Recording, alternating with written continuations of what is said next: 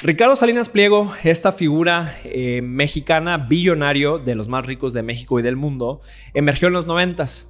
Emergió siendo una figura clave en aquella década donde se privatizó en México muchas compañías que eran administradas por el gobierno, y tuvo la fortuna y la habilidad de estar en el lugar correcto con la gente correcta. Se hizo de una compañía de medios que todos conocemos, TV Azteca, y es una figura controversial, por decirlo menos. Al día de hoy está es una mano derecha muy importante en el oído del presidente Andrés Manuel López Obrador.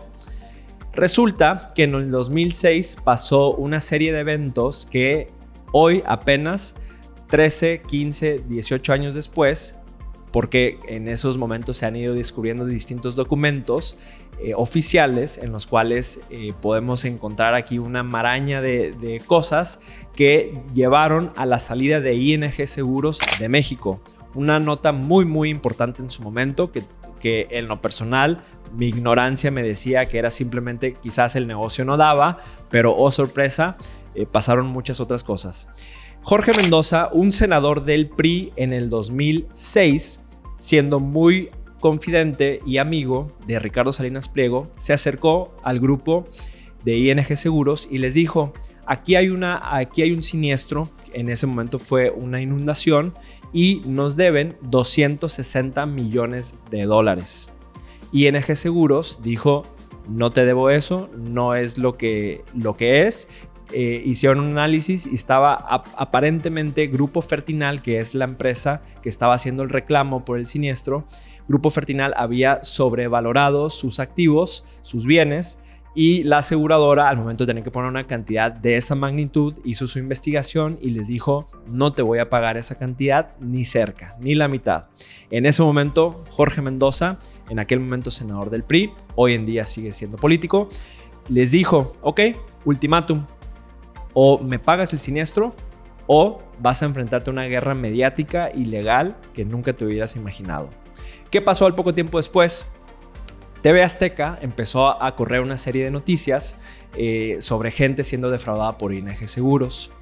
También Grupo Fertinal lanzó una demanda en contra de una docena de funcionarios de ING que dicha demanda forzó que esos funcionarios tuvieran que salirse del país y regresarse a Holanda. Poco tiempo después, ING Seguros hizo lo que, no sé si lo correcto, eso se lo dejaremos a ustedes, pero pagó el siniestro. No pagaron los $260 millones, pagaron $120 millones. Y les dijeron: aquí está. Al poco tiempo después, ING se sale de México, vende su operación a AXA Seguros y dicen: aquí nomás vuelvo a operar. ¿Qué tiene que ver Ricardo Salinas Pliego en todo esto y Jorge Mendoza? ¿Dónde juegan? Ahí te va.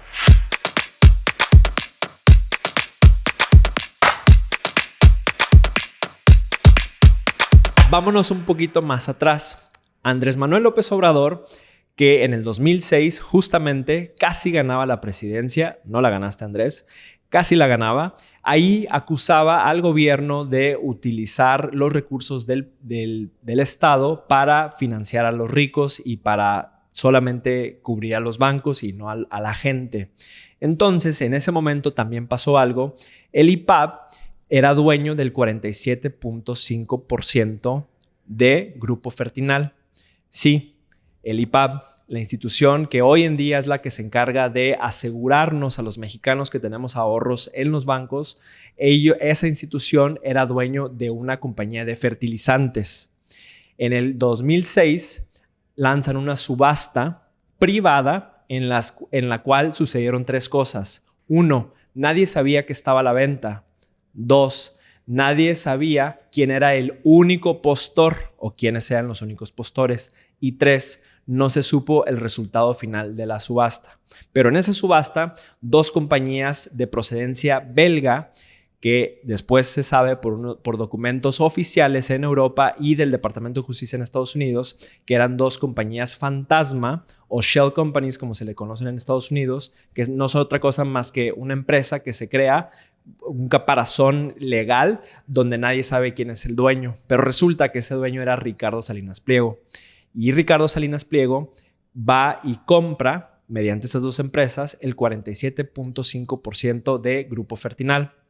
En esa transacción se acuerda, los demás accionistas le acuerdan en otorgar un bono del 5% a dichas empresas belgas. Y con eso ya tenían más del 50%, o sea, el control de la empresa, y tenían derecho a nombrar su propio CFO o el encargado de las finanzas. En aquel momento, por el 47.5% de Grupo Fertinal, pagaron la cantidad de $7 millones y había unas deudas de Grupo Fertinal en aquel momento valuadas en $24 millones por las cuales se compraron o se pagaron solamente $200,000. ¿Por qué Ricardo Salinas Pliego se tomó la molestia o se hubiera tomado la molestia de adquirir Grupo Fertinal mediante estas compañías fantasma? Porque estaban esperando Grupo Fertinal en aquel momento un pago de un siniestro por una inundación.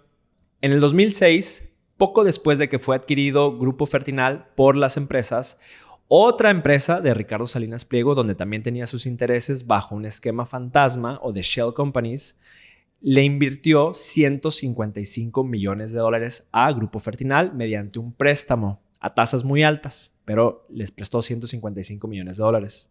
Y ahí es donde entra la relación del senador Jorge Mendoza, quien, siendo confidente de Ricardo Salinas, se acerca, posterior a la compra, ya teniendo el control de la compañía, se acerca y les dice, oigan, me deben esta cantidad de dinero. Se paga esa cantidad de dinero. Grupo Fertinal, evidentemente con esto, tiene una ganancia y empieza a ser rentable. Mientras, Grupo Fertinal estaba con una serie de decisiones financieras, estaban elevando el valor de sus activos a $1.1 billones, que se estima que era aproximadamente 3 veces el valor real. Estas estimaciones las hace el Departamento de Justicia de Estados Unidos. Y también Banco Azteca, otra empresa, pero ya no fantasma, de Ricardo Salinas Pliego, le hace préstamos con tasas de hasta el 20% anual a Grupo Fertinal, denominadas en dólares. A lo mejor no era tanto negocio Grupo Fertinal para Ricardo Salinas Pliego, pero sí para Banco Azteca. Esa deuda que adquirió Grupo Fertinal nomás la pudo adquirir con Banco Azteca porque los demás bancos no le querían soltar un préstamo, porque los valores reales, si eran realmente auditados por un banco tercero, que no hubiera un mismo interés ahí o un mismo grupo detrás, pues al momento de auditar se hubieran dado cuenta que realmente no tenía la solvencia para recibir dichos préstamos. Pero no pasó así. En total, compañías directa e indirectamente controladas por Ricardo Salinas Pliego le prestaron $500 millones a Grupo Fertinal. Para pagar esas deudas, con el avance del tiempo, ya estamos en 2010, para pagar las deudas, Grupo Fertinal quiso lanzar una oferta de bonos para pagar la deuda en el 2010, bonos internacionales para que demás inversionistas pudieran entrar, capitalizarlos y ellos empezar a pagar esos intereses y la deuda. Cuando los inversionistas internacionales empezaron a indagar de quién estaba detrás de Grupo Fertinal, en ese momento Grupo Fertinal les quitó acceso y dijo, eso no lo podemos decir, y en ese momento esta venta de bonos se cayó por la ventana. Del 2012 al 2014, las pérdidas netas de Grupo Fertinal fueron de $500 millones aparte. Y para esto avanzamos un poquito más en el tiempo y entra Emilio Lozoya y Pemex. En el 2015, él les dice a un grupo dentro de Pemex, les dicen, oigan, hay que comprar a esta compañía chingona. Así fueron sus palabras. Es una compañía de fertilizantes y se llama Grupo Fertinal. La pregunta que tenían todos esos miembros dentro de la toma de decisión de Pemex era, ¿quién es el dueño real de Fertinal? Pero no pasó de ahí. O quizás sí, pero no lo sabemos. Grupo Fertinal en ese momento tenía $12,000 en su tesorería, eran insolventes y Pemex toma la decisión de comprarlos, de adquirirlos en $635 millones. Como parte de la transacción y del acuerdo, Pemex acuerda pagar aproximadamente $400 millones de deuda o quitarlos de ahí. Y también para todo esto, quien llevó dicho acuerdo fue Banco Azteca, que cobraron un fee de $1.1 millones solamente por hacer la transacción. Curiosamente, ¿quién era el director de finanzas de Pemex en el momento de la adquisición de Grupo Fertinal? Nada más y nada menos que Mario Alberto Beauregard Álvarez. Pero Mario resulta que en el 2006 era el secretario ejecutivo del IPAB. Sí, aquella empresa que era dueña del 47.5% de Grupo Fertinal, que hizo una subasta privada para ser vendida. Ese mismo señor. Entonces, ¿en dónde acaba todo esto? Pues ahora el señor Emilio Lozoya está detenido bajo autoridades, está cooperando, y el Departamento de Justicia de Estados Unidos y la Securities and Exchange Commission siguen investigando desde el 2016 esta compraventa de Grupo Fertinal hecha por Pemex por violar un acuerdo internacional de corrupción. Los cargos en contra de Emilio Lozoya no tienen nada que ver con la adquisición de Grupo Fertinal, que al final fue por $200 millones por encima del valor real, pero está por verse. Entonces, para concluir, muy sencillo, Ricardo Salinas Pliego se hace de mucho dinero en los 90s por estar bien colocado y probablemente, quizás, vamos a darle el beneficio de la duda por tener las aptitudes correctas, porque una cosa es que te den algo y otra cosa es que lo crezcas. Y después, en el 2006, se entera de una oportunidad, compra un grupo mediante empresas fantasma, luego va y lo endeuda con un banco de él, que le está pagando intereses a este banco.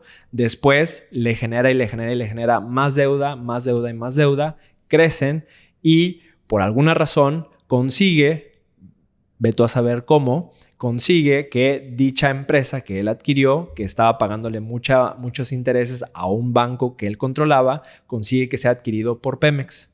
Y aquí es donde la historia termina.